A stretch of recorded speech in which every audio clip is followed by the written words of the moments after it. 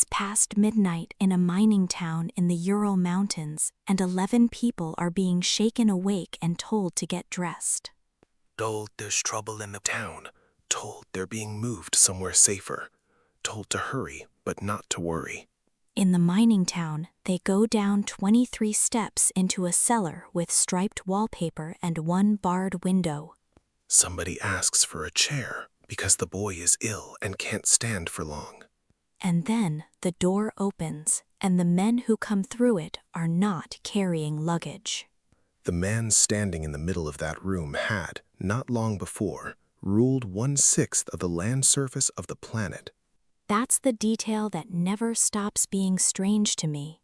Not 1/6 of Europe, 1/6 of the Earth. 11 time zones, 130 million people. Nicholas II, emperor and autocrat of all the Russias. 18 months before that cellar, he commanded an army of millions and a treasury of gold. 18 months. That's the whole story in a number. Not a slow decline across generations. A throne that evaporated inside 2 years. And here's the thing that makes it worth telling. He wasn't overthrown by a genius. He wasn't outmaneuvered by some brilliant rival. He lost it by not looking up, by treating every warning as a personal insult from people who didn't understand his duty.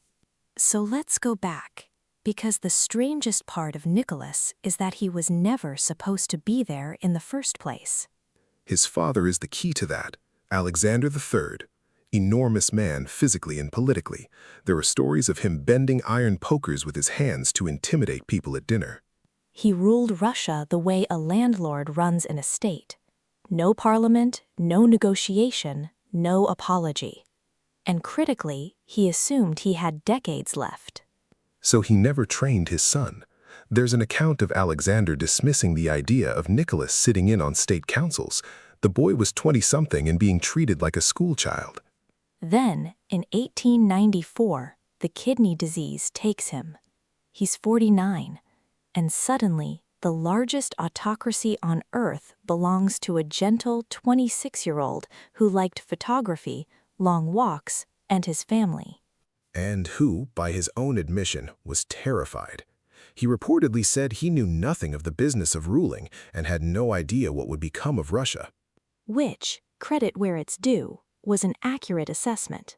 It was the last accurate assessment he'd make for a while. The coronation tells you everything. May 1896. 500,000 people gather on Hadinka Field outside Moscow for the traditional handout: free food, beer, commemorative cups. And a rumor moves through the crowd that there isn't enough to go around, which, in a crowd that size, is not a rumor, it's a detonator. The crowd surges. Around 1,300 people are crushed to death in a field in the morning before the new Tsar has done anything at all. No, what would you do? Because this is the moment where a reign gets defined. Cancel everything. Go to the field. Be seen grieving. He goes to a ball at the French embassy that evening.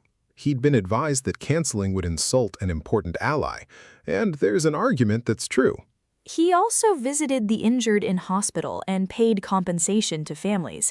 That's usually left out. It doesn't matter. The image was already set, and monarch dancing while his subjects were carried off in carts. That picture followed him for 22 years. And underneath the image was a real problem. Russia in 1896 was 2 countries welded together badly. Industrializing at terrifying speed on one side, foreign capital pouring in, factories going up in Petersburg and Moscow, railways being laid across Siberia. Peasants pouring into those cities to work shifts that were brutal even by the standards of the time. Barracks housing, no right to organize. And a literate urban working class emerging out of that, which is exactly the audience socialist organizers had been waiting for. Meanwhile, the countryside was still carrying the wound of serfdom, abolished in 1861, but the peasants had to buy their land through redemption payments. So they were freed into debt. That's the phrase I'd use. Legally free, financially chained, and furious about it for 2 generations. A modern economy bolted onto a medieval political system. And the bolts were shearing.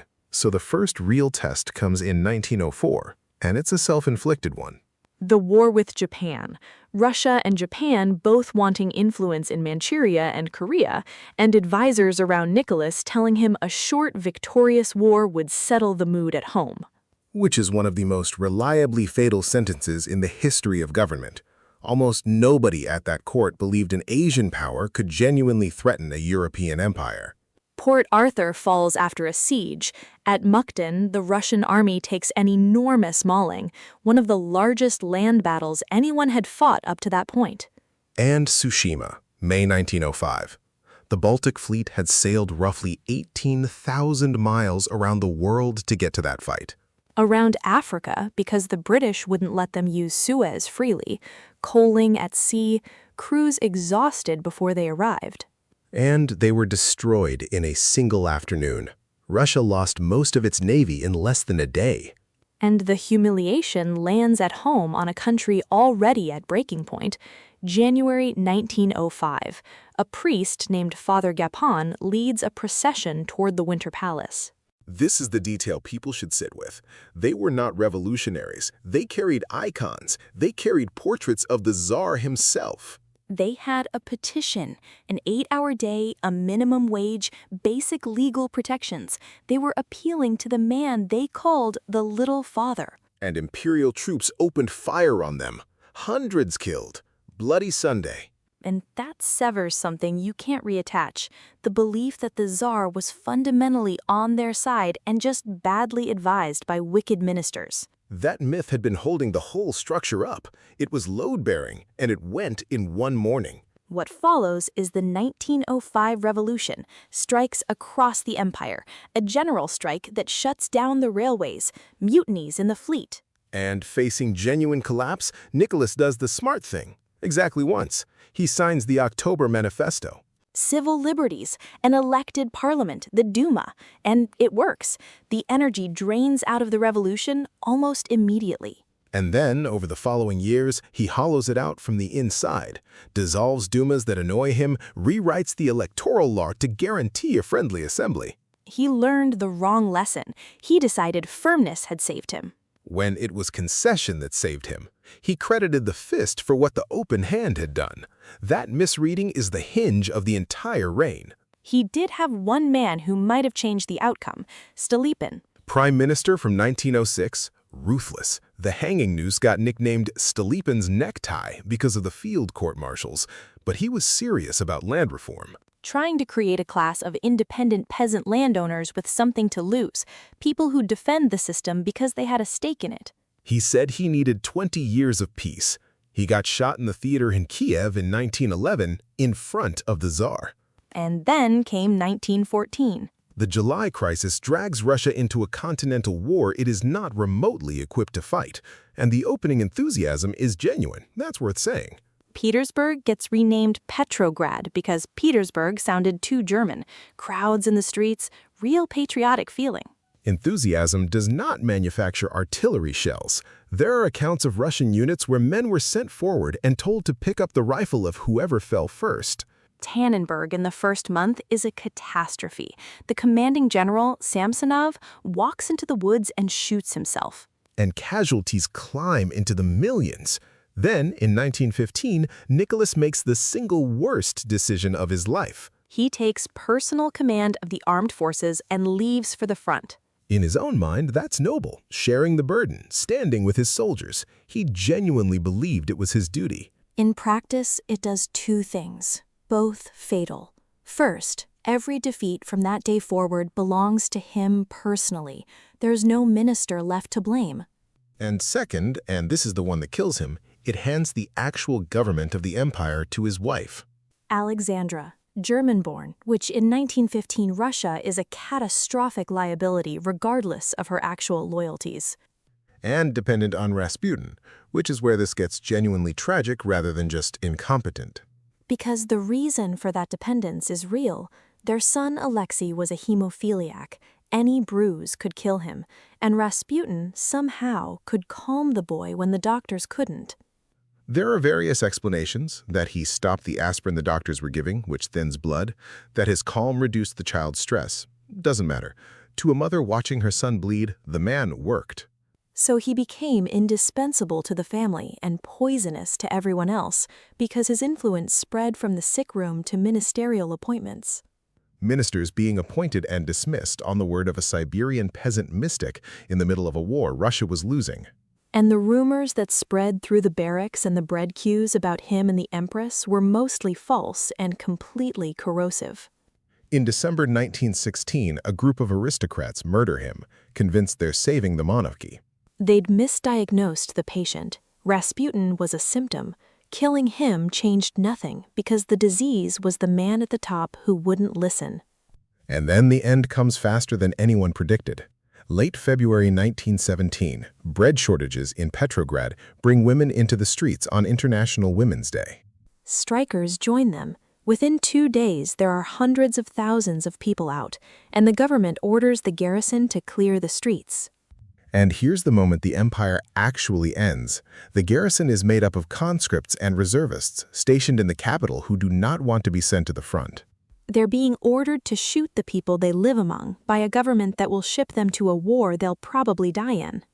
They refuse, then they mutiny, then they join the protesters and hand over their weapons. And that's it. That's the whole thing.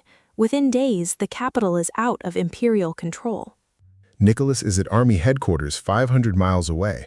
He orders his train home and the railway workers diverted. Think about that. The emperor of all the Russias cannot get a train to go where he wants. On the 2nd of March, in a railway carriage at Pskov, his own generals tell him the army will not fight for him. Not won't win, won't fight. The men who had sworn personal oaths to him were telling him the oath was over. He abdicates, tries to pass the crown to his brother Michael, who takes one look at the situation and refuses it. 304 years of Romanov rule end with a signature in a train car in a provincial town. And the diary entry he writes that night is famously flat. All around him, he wrote, was treason and cowardice and deceit. Which is, that's the whole man in one line, isn't it? Right to the last page, the problem was everyone else. What follows is captivity, first at Tsarskoye Selo, then Tobolsk in Siberia, then a merchant's house in Yekaterinburg with the windows painted over.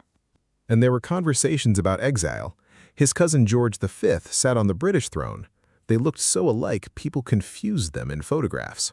An offer of asylum was extended and then quietly withdrawn, largely on the British king's own initiative, out of fear about the reaction at home. So the family stays. And in the summer of 1918, the Czechoslovak Legion is advancing toward Yekaterinburg, and the local Bolshevik authorities make a decision. A rescued Tsar is a flag. A dead Tsar is a full stop. The family and their remaining servants are taken down to the cellar. Nobody comes back up. And the aftermath is a civil war that kills millions, and a state that spends 70 years insisting the past was inevitable. The bodies weren't formally identified for decades. Alexei and one of the sisters weren't found until 2007. So where do you land on him? Because I don't think he was a monster. He wasn't. He was affectionate, devout, faithful to his wife, adored by his children. In almost any other job, he'd have been a perfectly decent man. But he'd inherited a 19th century idea of kingship, that his authority came from God, and sharing it was a betrayal of a sacred trust. So every single reform he was offered looked to him like theft, not compromise. Theft of something he was holding in trust for his son. And that's the moral, isn't it? Empires rarely fall to one enemy. They fall when the man at the top confuses stubbornness with strength. He had at least 4 chances to become a constitutional monarch and keep a throne. He took none of them and ended in a cellar. This was History But Better podcast, Episode 1.